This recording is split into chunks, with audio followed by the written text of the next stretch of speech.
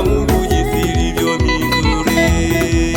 Aliona maisha ya watu, mipangilio ni mibaya, hususani wa Israeli, jinsi walivyo nyanyasika. Mungu akamwagiza Musa aende kuwakomboa. Angalieni mipango ya Mungu jinsi ilivyo mizuri. Aliona maisha ya watu, mipangilio ni mibaya, hususani wa Israeli, jinsi walivyo nyanyasika. Mungu akamwagiza Musa aende kuwakomboa.